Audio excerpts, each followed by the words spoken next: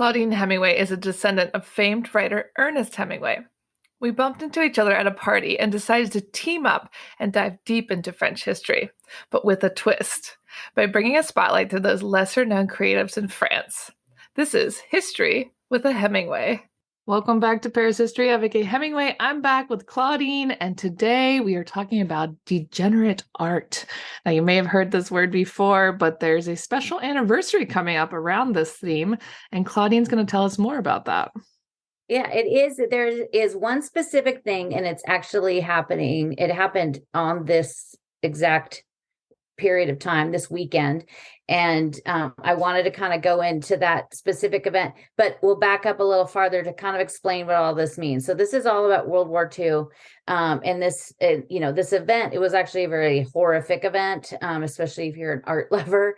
But this all started with World War II. And we've talked about this before when we talked about, how they emptied the Louvre in World War II and the wars before that. And also when we talked about my beloved Rose Valland, I think like 3 years ago, and the first like 6 months we had the podcast. But just gives you a little bit more of a deeper understanding of what that is, because some people might not really know what degenerate art is. Obviously, the term degenerate, but specifically to art. So it goes back to good old Adolf Hitler. Good old Adolf. Good old Adolf. And Hitler was a very frustrated artist. He was very upset because he went to enroll in the Vienna Academy, Art Academy, and they denied him because they said, he was actually, and you could see pictures of his art online. You could Google it. And there's nothing in any museum. Apparently some of it's in Washington, D.C., but it's like locked away. They'll never put that on display because, who knows what kind of cuckoo would come and do something, to admire it. So he was really, really good actually at architectural paintings. So, but he was not good at doing anything that was like a portrait. And to be able to be enrolled in the Vienna Academy, you had to be kind of like a well-rounded artist.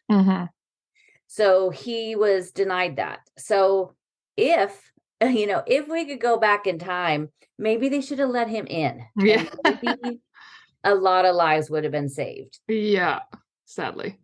Because what he did was then he would have, when he came into power, he ended up pulling in all of these art experts, and he would have them put together these books of art that were in the major museums all over Europe, and where they were, who the artist was, everything about it. And he used these books. You could basically track his path through Europe because of these books, because he went in, basically was following to do this, not only to take over these countries and eliminate people that weren't to his liking, but also to take all the art. Yeah. Because he believed that Napoleon and World War I as well, he believed that those two, Napoleon and World War I, had gone and taken art from Germany. So he thought this way he was going to go get it all back. Wow, how nice of him. Isn't that nice? So, but, Napoleon was mostly taking stuff out of Italy and other countries and Austria.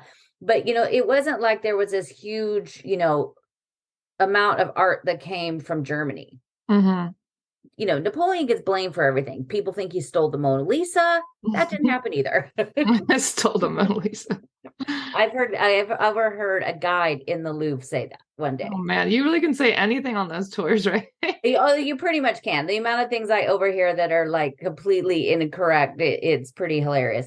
So, but Hitler was going and taking all this stuff. So in 1937, they decided they were going to start to confiscate art that was in the German museums and private owners and galleries, because they said they wanted to get rid of anything, just like they did with humans. They wanted to get rid of anything that did not conform with the way that they thought it should be. If it wasn't pleasing to the eye, meaning it was landscapes and still lifes and specific portraits, it didn't need to survive. Yeah, in their eyes. Yeah, I mean, and this goes for everything. I mean, this is, humans, art, books, music, everything that they didn't think fit into their idea of what it should be, it needed to be taken. So in 1933, 90 years ago in the spring, they held their first little exhibit that was called the Chamber of Horrors, the exhibition of shame. And they had put in that exhibition some of the things that they were already starting to take from different museums. In 1937 is when they did like the full on, we're taking everything that we don't like. So they put this exhibition together, and that was just the first one. Later in July, from July 19th to November 30th, 1937, they had an actual degenerate art exhibition. And it was anything that was degenerate meant that it had an insult. It was an insult to German feelings. Wow. So poor little things. These artists that painted these things were of sick and immoral being. Wow. And some of them were German, but if you were a Jewish German, then it wasn't okay. Yeah, yikes. Yeah. So they ended up putting this exhibit together, and it was 600 pieces in this exhibition. And they did it in this room that was like, it was just kind of a series of a bunch of small rooms, and they kind of just put it together. They did this on purpose. They built like walls in it, and they had art literally hanging from the ceiling. They didn't put a lot of things in frames. They were also putting incorrect labels on it. They were putting Nazi propaganda slogans on the walls. And they did all this so it would be shown in this really horrible light, because they thought this art is so bad. And they thought that it was actually going to be, it would inflict harm on people just by looking at it. Oh, wow. Yeah, it's the whole thing is just really a little crazy. So, but they did this because they wanted it to be crowded, and people were literally bumping into each other. They had 2 million people came to this exhibit in those few months that they had it. And, they had to buy a ticket for it. So even though this is the ironic part of it, even though they were like, this is horrible, nobody should be looking at it, they still profited from it. Of course. Yeah. Of course. So they had it like set up in rooms. And the first room that was demeaning to religion. The second room was always about Jewish artists. And the third was if it was insulting to women soldiers or farmers. What? Farmers? Yeah. Farmers, yeah. Protect the farmers. Yeah, I mean, it's kind of surprising that they even cared about the women. Yeah. Really. So they had this huge exhibit, and then they sent it all around Germany. And so they made like just a ton of money on this exhibit going around. And they ended up having it to do it the last month of the exhibit. They had to have it open 24 hours a day. Wow. Because they were turning people away. That's crazy. So, but they were making all this money for it. So in 1937, when the commission authorized to confiscate all of this art, they also said that you could not sell or profit from it. Interesting. So 20,000 pieces of art were seized by the Germans. But then in 1938, the next year, the Nazis passed a law allowing that the government could sell any of the confiscated art and make the money from it. What? Yeah. So, it was just kind of like, we're just going to change the rules along the way so it fits us better. Yeah. So in 1939, a huge auction was held in Switzerland, and they said that all of the money that was going to be raised from this auction was going all right back into the German art world, and it was going to fund these museums and everything. But of course, none of that happened. All of it went back right to the into the German hands. But degenerate art, and before we talk about some of the stuff sold at that exhibition, anything that was considered degenerate was Fauvism, Cubism, Dada, Surrealism, Symbolism, and then Impressionism and Post-Impressionism. Like everything. Everything. So all of these things were considered like these are just immoral. This is horrible. And I mean, Impressionism, you would think that they'd like that because it's all these very pleasing, landscapes, but they hated it. So, and so you're talking about Picasso and Matisse and Chagall and Van Gogh, all of which were sold at these exhibition at this, this auction that was in Switzerland. This is so fascinating. Like, it's all so twisted. It's also to us in Switzerland, is famous because it's always kind of stays out of picking a side. Yeah, they're neutral. They're neutral. And I mean, I have family in Switzerland and from, I'm part Swiss, but they also have these huge collectors that enhance their collection by buying all this art that was looted and taken. And this auction we're talking about was all the stuff they took out of Germany. But then later, there even more art is coming and funneling into Switzerland from all these other countries, especially France. And these huge, very incredibly rich guys are going in there and buying all of it. And it's still up for contention of what, a lot of this stuff that they have could have possibly been looted art. That's terrible. Yeah, because the Germans would then go and they would erase from the provenance of these paintings. They'd say those Jewish names can't even be enlisted. They can't list it on here. So they'd go and like scrub, just completely remove it from all the records. That's ridiculous. So this is why today, still to this day, it's difficult. Sometimes you could find those names, but a lot of times there'll be a gap. It'll say this painting was sold at the Drouot auction house. And then next thing it'll say is this painting was discovered, in the salt mine of Austria. And there'll just be this huge in the middle. And then the records from the auction house aren't around anymore. Yeah. So it's so hard to even prove any of this stuff or get it back to the right families. Like, it's all bad news. It is. It's all really bad. So after they had this auction, the same year in 1939, they held a big, huge fire in Berlin in 1939, and it included 5,000 paintings. 5,000 in a pile. Wow. It just went up in flames. Oh my gosh.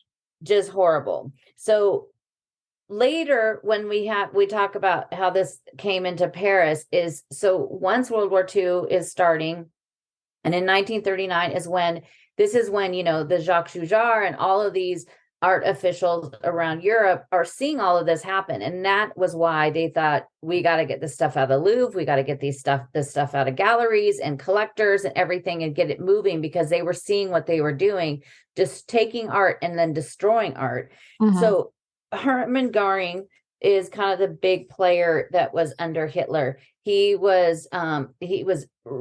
did a bang up job in World War I, going and, attacking all these people and killing them. And so in, Hitler's eyes, he was like, this is a great guy. So he was actually named as his successor. In 1940, he was named the Reich Marshal, and he was sent to Paris because he did have an art background, and Hitler sent him to Paris as part of the ERR to come here and basically just start taking everything they could. Oh, wow. Because he has that big book. Hitler has this big book, and some of these still around. They don't have all of them, but every once in a while, one of these books turns up, and they're, of course, in museums and locked away. But he came and he had all this stuff that he was told he was supposed to come get. So Göring was coming to Paris and to get art to fill this Fuhrer museum. So Hitler wanted to build this museum that was going to be the biggest museum in the world. It was going to have all of the best art you could ever find in the world, was only going to be in that museum. Wow. So this is where he was like, that's what he wanted to do. He just wanted to go and steal all this art to fill that, but then he also wanted it for his own home. So between 1941 and 1944, Göring came to Paris 20 times. Wow. He took 700 pieces just for the Fuhrer Museum for Hitler. And then everything else that he took, he divided between what Hitler got and what he got. Now, Göring didn't have a problem with degenerate art. So all of this art that Hitler was saying, this needs to be destroyed, get rid of it. Some of it, Goring was like, well, I kind of like it. I'm hanging on to it, Yeah. which would have been really big trouble because as a German and a Nazi officer, the fact that he's then collecting this art that's deemed degenerate could have Mm, got him into a lot of trouble. yeah. So he was coming to Paris all the time. He ended up also employing a gentleman named Bruno Losse, who was would put together exhibitions of looted art in the Jeu de Paume. And Goring would come there, and there's photographs of him just walking through there like I walk through a museum, What? just like looking at everything. But he would be like, I'll take this one and this one and this one, box those up for my house. That's so crazy. It's just, I mean, it's just like, you can't think of it like, like what would that be? Like the equivalent of just going to the grocery store? I mean, the fact that like, and you could just have whatever you want. He tried to say that it was okay because he would pay for it, or he would say, oh, well, this art didn't belong to people, because when the Jews fled or were taken and killed, they as soon as they left their house, they were like, well, you just gave up all your rights. Yeah. Yeah. So we could take whatever we want because you're not in your house anymore and you don't have any rights. And so this is all ours. So in his mind, in Goring's mind, he was like, well, this is just fine. I can do this. This is just fine. Yeah, which is just disgusting. But he took 594 paintings just for himself that also included the degenerate art. God, that's crazy. Oh my Yeah. God. I mean, you just think, I mean, some people like if somebody had one Van Gogh, I mean, that would be amazing. Mm-hmm. But it's like, is it even special anymore when you're like, oh yeah, I got 12 Renoirs, Yeah. Picassos? Like, I mean, is it even like, it's just, you see big collectors now that have that and they're, it comes up for auction or something. And it's like, is it even special anymore when you have that much? Yeah, like why bother? Yeah, exactly. So this was all I mentioned, the Jeu de Paume. So the Jeu de Paume is a building that's in the Tuileries. And this building was built in 1861. And Jeu de Paume basically means a tennis court. So it was a hand tennis. So it was kind of an early form of what we know as tennis. And Napoleon III decided he needed a Jeu de Paume court there. The Versailles also had one. It was a very famous episode. The Jeu de Paume oath happened there out at Versailles.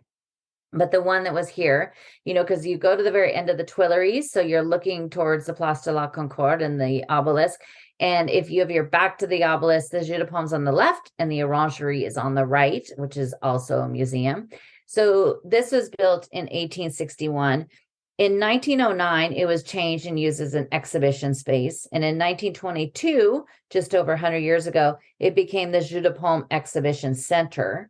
And then later, after the war, from 1947 to 1986, this is where all the Impressionists were. What? Yeah. So 1986 is when the Orsay opened. So the Louvre was running out of space because all of those Impressionists at one point were in the Louvre that they had. Mm-hmm. They ended up putting it all out into the Jeu de Paume, which then all of that art then later went to the Musée d'Orsay. That's so interesting. I had no idea. Yeah, so some of those paintings were probably there in World War II. Yeah. Because some of the Impressionists, of course, were stolen as well. So my favorite lady, Rose Valland, she was hired as just a volunteer to work there in 1932. She worked there from 1932, and then in 1941, she was actually given an actual job. Actual job. So I hope she was like a paid volunteer before that, because what she did, or they should have, given her a lot of money after the fact. But so Rose Valland, if you don't know who she is, we'll link that episode we did about her a couple years ago. But Rose Valland was an incredibly, incredibly brilliant woman. She was very well educated at a time where women weren't allowed to be educated. She was born on November 1st, 1898. And she At that time, her mom had to go and basically petition this college for Rose to go to school. Hmm. So she went to school, and then she ended up moving to Paris. And then she enrolled in the Sorbonne at the École du Louvre. She ended up becoming a teacher at the École du Louvre. But she was so smart, she could remember basically anything she read or saw. She could learn languages so quickly. I mean, how jealous are we of that?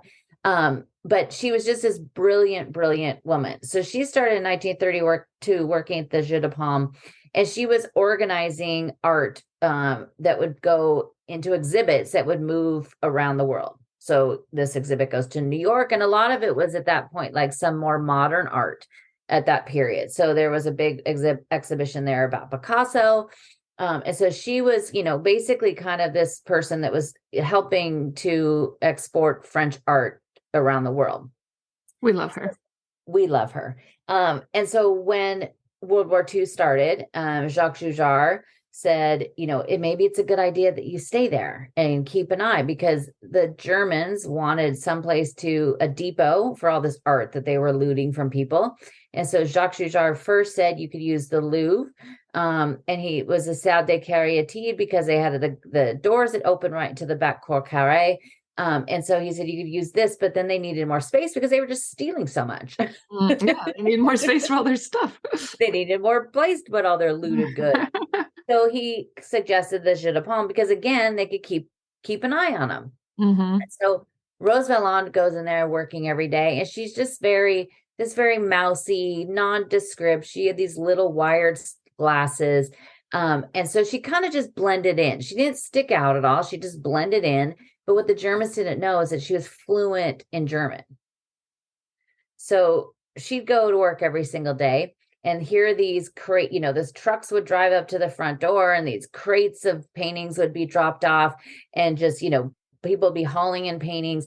And she would hear them say, this was stolen from Paul Rosenberg's gallery, and this is a Matisse, and this is da da da da da. And then she would hear how they were putting this, this is being sent to this salt mine in Austria, and it's going onto this train car, and this is the date, and all of this information. She remembered all of that, and she'd go home every night and fill up these journals with all that information. I mean, this is why we love her. This is why we love her so much. Yes. So she had all this information. So she's working there every single day. Now, if they knew what she was doing, they would have killed her. And they almost caught her twice. They would have just killed her right there. Wow. Yeah. I mean, she's risking her life literally for art. For art, and for these people that, these mostly, Jewish families and Jewish gallery owners, and that lost everything, but they were taking everything they could. I mean, they were taking silverware and tables and chairs and whatever it was. They took everything. Yeah, it's so sad. I mean, the whole thing. But luckily, there were people who were brave like her that were trying to save these things. Yeah, I mean, it's just, the whole thing is, when you really get into it, it just gets kind of just more and more disturbing and disgusting because it's gross. There's an amazing documentary that I'm sure I've mentioned it before. It's called The Rape of Europa, and it was done probably 15 or so years ago, maybe not more. And that's when I first learned about all of this, and Rose Valland. So I think it was over 15 years ago.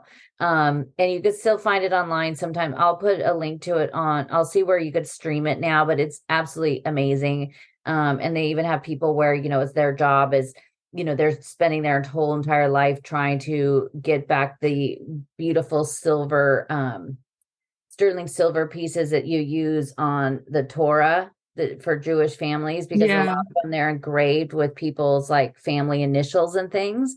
And there's this one gentleman that was just doing nothing but trying to drive all over Europe to return one to some family member. Wow, I need to watch it. I still haven't watched it. It's so, so good. And I've probably seen it 10 times. It's so good. So what happened though? So the horrific event that happened, and it happened on May 28th, 1943, so 80 years ago. The big fire of the 5,000 pieces that happened in Berlin, in 1939, but then this one was one that happened in the Tuileries, and it was right up there, right outside the Jeu de Paume, and it was over 700 paintings, many of these being Picasso and Van Gogh and Marie Laussat, that we, and maybe even, and I messaged our friend Camille today, because Camille and I talked about it, there might have even been some Jacqueline Marval paintings in there.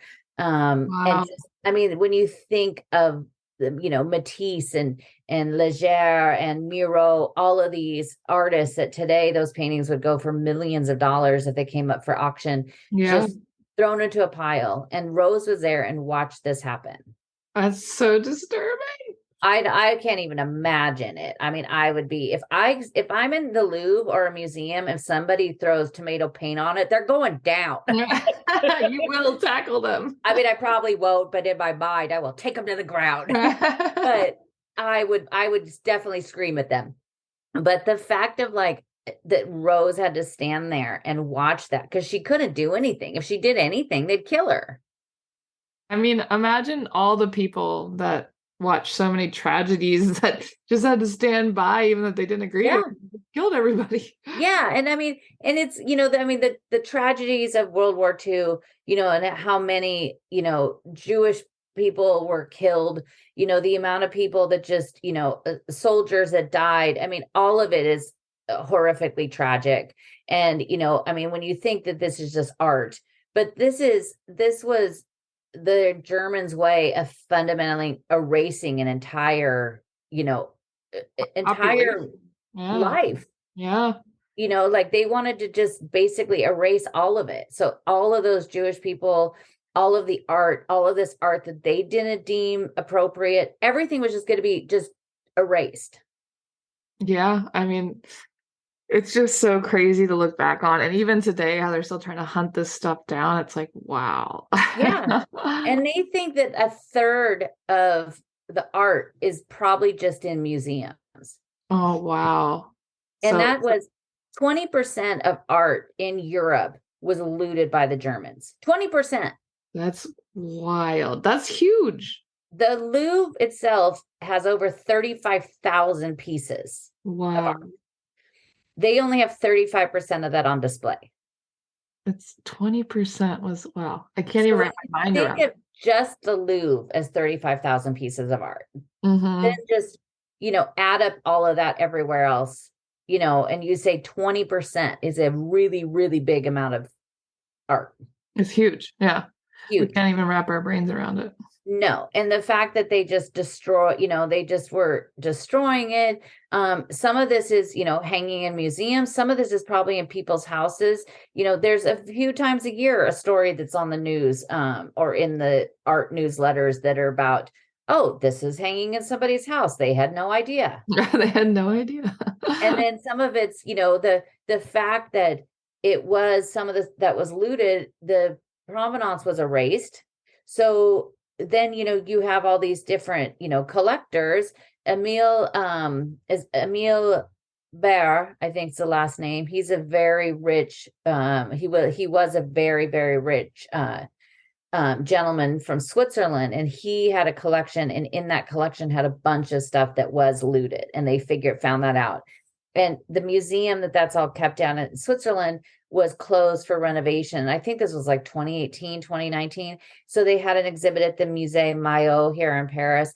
And I went to go see that. And it had a whole room with, it was all of this stuff to read, but it was how they are, addressing the fact that some of this was, looted art.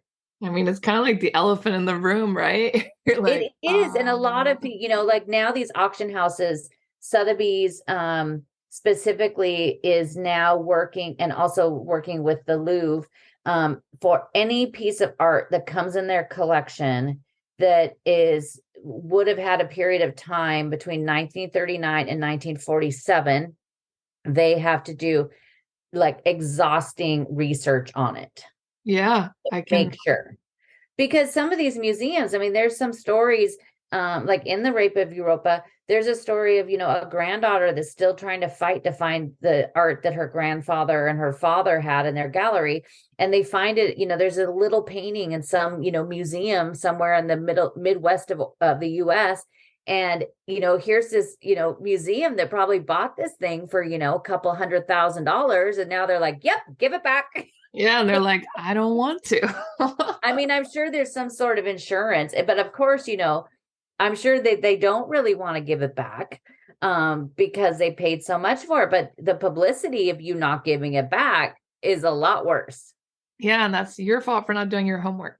Exactly. But, some of them, they do it, but because of the way the records were kept. So now, Christie's and Sotheby's and all of these places, and also museums like the Louvre and other museums, that if paintings are donated to them, they have to check specifically because of that period of time.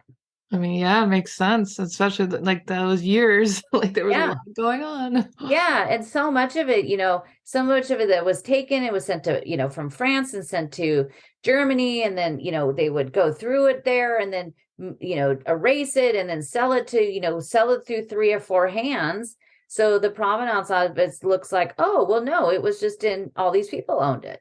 Yeah, like it was just passed down through all these stolen places. Yeah. And a lot of the stuff that, when it was sent back, when, we were talking about and just silverware and plates and tables, when that was all sent back to Germany, they just were giving it to the citizens because they were like, we're rectifying what you lost in World War One. Wow.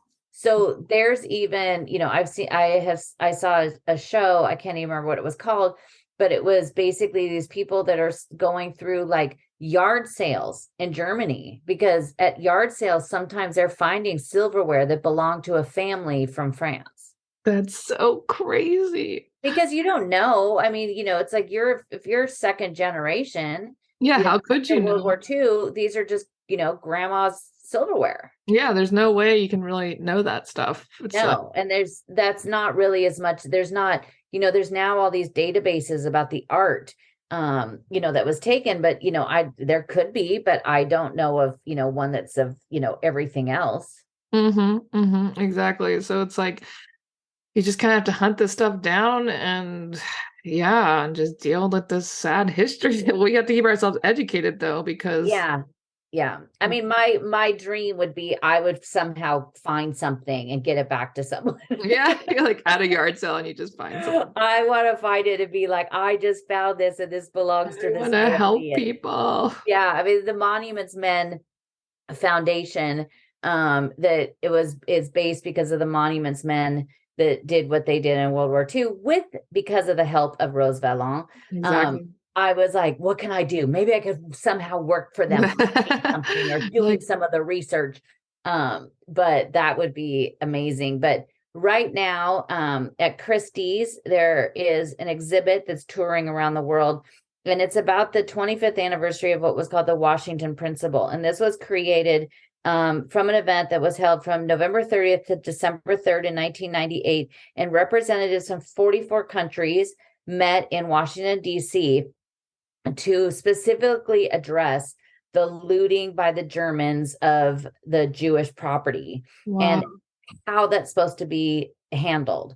So they came up with like basically 11 commandments, 11 guidelines. And these aren't like legal or anything, but everybody pretty much adheres to this.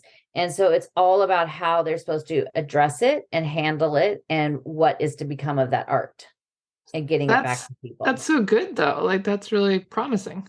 Yeah, it's really, really cool. So back in February, at Christie's, I went to this exhibit and because the auction houses are actually really cool places to go. And so if you have one of these big auction houses near you, check out their website. Here in Paris, we have Sotheby's and Christie's and then a couple of other pretty big ones, but those are the two major ones people know of. And so they always are putting art on display for like 6 or 7 days before an auction. And you could go in there and it's free. And you're going to see art that you're never going to get to see again because all of that goes into private hands. So you'll never see it again. Yeah. But Christie's did this thing and it's touring around the world. And it was all basically, it's kind of a contemporary piece that's about the art that was looted. And so they'd have, and I'll put pictures of it on my website. It has, it would have like all of these frames that were just completely black. And then they would have like initials. So it would say like PR 122. And the PR was Sir Paul Rosenberg. And he was the one that had this huge collection. He was the specific dealer for Matisse and Picasso. Mm-hmm. Picasso lived next to his studio where his gallery was, so he could keep an eye on him and keep him working. Keep them working. But it had all of these different, and that was like, this was painting 146 that was stolen from Rosenberg, who had the most coveted collection that the Nazis wanted, the first door they were knocking on when they arrived.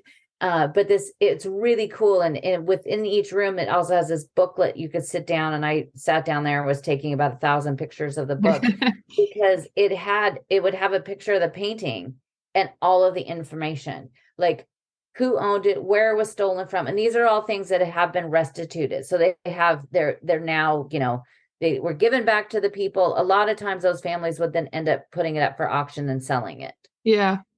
But it was so amazing because I'm flipping through this book and I'm like, that's a Cezanne that's in the Orsay. That's so cool. That's a Renoir that's in the Orsay. But it's really interesting that when you go to the Orsay and you go and see these, it doesn't say, obviously, because they, purchased it or they were given the painting, after it was restituted. But I think they should actually tell some of those stories in the museum. And they don't. Why not, Yeah, I mean, especially if it's all free and clear, obviously. The Louvre has, which I've talked about before, the Louvre has 1,700 pieces in the collection that are called the MNR. So it's the Museum of National Recuperation. And those are just in the hands of the Louvre until they could find the owners. Those are all marked a specific way. And I just found this book because I went to Strasbourg for the day a couple of weeks ago to see this exhibit that they put together of all of their art that's the MNR art. And I found this book while I was there and then had to come back and order it. It was like 100 euros for this book. Gosh. But it's what I've been looking for years. And it has every single piece of art that's in the French collection that is still up for, to find its owners. So you could just be at the flea market and find one of them. I know. This is what I'm going to do. I can't do tours anymore. This is the last podcast because I'm going on the road. Going on the road. You are the monument woman. I'm going to be the monument woman. I'm going to change my middle name to Rose Valland. But it's really fascinating. And when you find these things, and sadly, the more and more time that passes, that whole generation is, dying off. Yeah. Yeah. They won't be anyone left. This event of everything burning in the Tuileries was 80 years ago. Yeah. I mean, I remember when I was in elementary school, we had someone from the Holocaust come talk to us about their experience. And like, she was like 80 years old then. Yeah. Like, it's just crazy. Like more and more, there's all these people are going to be gone. It is. And it's very sad. And, then there's people nowadays that even deny any of it happened, which is just absolute insanity. Yeah. But it is, I mean, it's I always say, I had somebody actually, when I said, Rose Valland's one of my favorite women in French history. And a lot of French people don't even know who she is. Yeah. Which is really sad, which is why my, lone mission in life is to make sure everybody knows who Rose Valland is. But, there's other people that, we've talked about the women of the resistance and, they were literally putting their lives on the line to save people. But again, this was saving possessions that were important, that belonged to these people that, had been in their family. And it's not just because it was a piece of art and such a materialistic thing. It's about what that art stood for and what it stood for to them. Exactly. And that is why it's so important. And, sadly, a lot of the stuff that's happening in countries, even in the United States, they're trying to basically erase all of these things. Mm-hmm. There's things that they just want from the history that, that wasn't the greatest part of history of the US, with all of the statues and everything. And those people should not be, worshipped, but erasing it isn't teaching anybody anything either. Yeah, we need to talk about it. Yeah, it needs to be to be part of history, needs to be part of conversations. So it's important to know all of it, but especially just to think of that event that would have happened 80 years ago this weekend, right there in the Tuileries. And just this morning, I walked over there because I'm going to do a live video from there. And so I walked over there early this morning because it's a beautiful, beautiful day in Paris. And on the side of the Jeu de Paume is a big plaque that's dedicated to Rose Valland. And all I could think about was literally right where I was standing, was where all of these paintings were burned. Which is what we're here today to talk about it. Yes. So we don't forget, and make sure everybody listening, it is your job to make sure 5 people know who Rose Valland is. I love that. That's the new thing. It will end every podcast. 5 people you know. 5 people you know. We need you to email us with their names and phone numbers. Yeah. We're going to follow up and give them a test. Exactly. Well, make sure you guys head over to ClaudineHemingway.com to learn more, check out photos, tours, videos, or live walks, and tune in next week. Thanks for listening today, guys. If you're interested in learning more about Claudine, her tours, history, and the beautiful photographs that she posts all over Instagram, tune into her website, ClaudineHemingway.com.